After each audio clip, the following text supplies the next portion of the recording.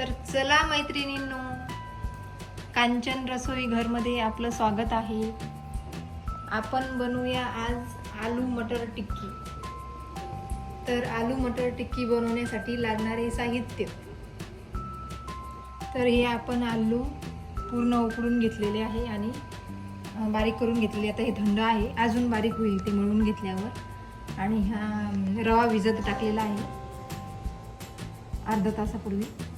हे वाटाणे भाजून घेतलेले आहे छान. हिरवी मिरची, लसण, कोथिंबीर, हे 1 वाटी बेसन, मीठ चवीपुरतं आणि जिरं.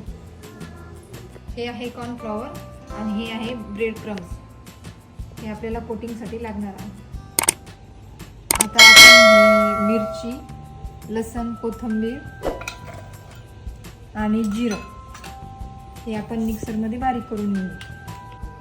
आता हे मटर आपण बारीक करायला टाकू.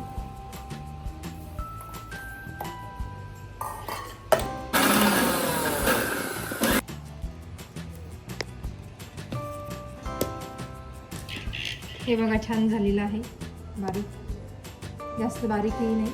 आणि आता हे आलूमध्ये आपण मिक्स करू.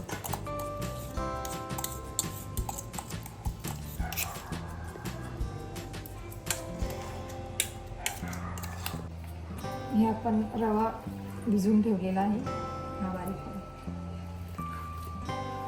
ह्याच्यात मिक्स करू छान.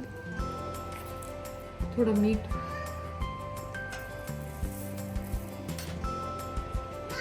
बेसन पीठ,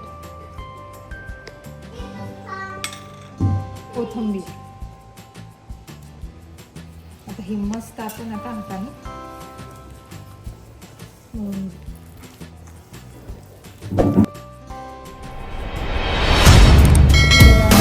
मस्त पूर्ण आता साहित्य एकजीव करून घेतलेलं आहे आणि ह्याची अशी गोळी बनली पाहिजे, अशी गोल छान. मी बेसन पीठ ॲड केलेलं आहे 1 वाटी.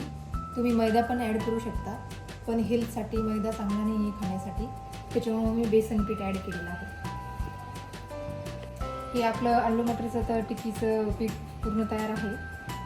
आता हे कॉर्नफ्लॉवरमध्ये थोडं पाणी घालून मिक्स करू आणि तेल गरम झाल्यावर आपण तळायला घेऊ.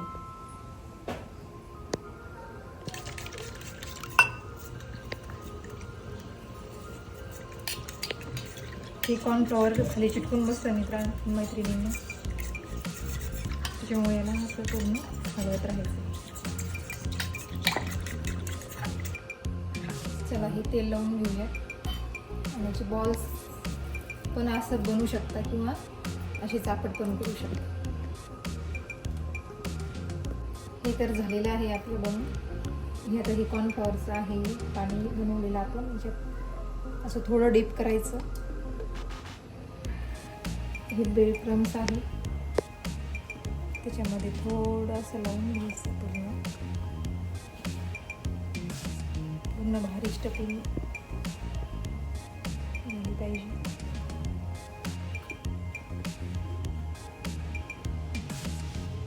अशी 3-3, 4-4 बनवून घ्यायची आणि तो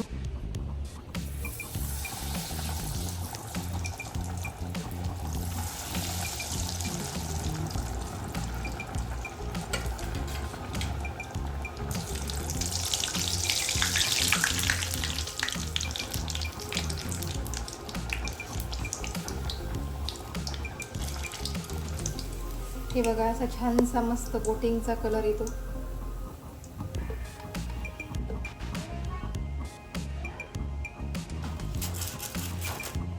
तुम्ही अशी तळून पण घेऊ शकता आणि तव्यावर डीप फ्राय पण करू शकता. जास्त तेल टाकून मस्त मीडियम गॅसवर तळायचे आहे आपल्याला, कारण कोटिंग ब्रेडची असल्यामुळे ते जास्त लवकर लाल होतात.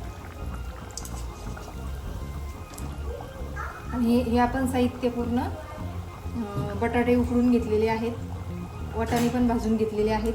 त्यामुळे एवढं जास्त म्हणजे तळण्याकडं थोडं कमी जास्त झालं तरी चालेल.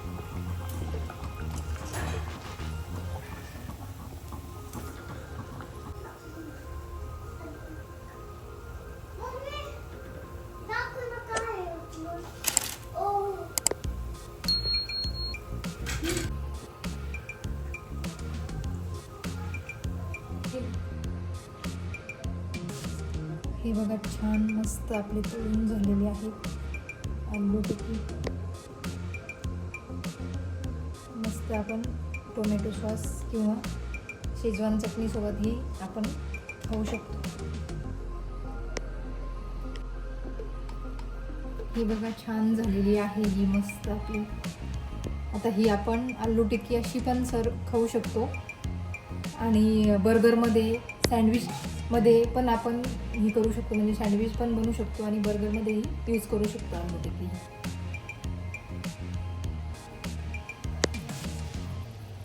अशाच नवनवीन रेसिपी बघण्यासाठी लाईक करा, शेअर करा, सबस्क्राईब करा, कमेंट करा.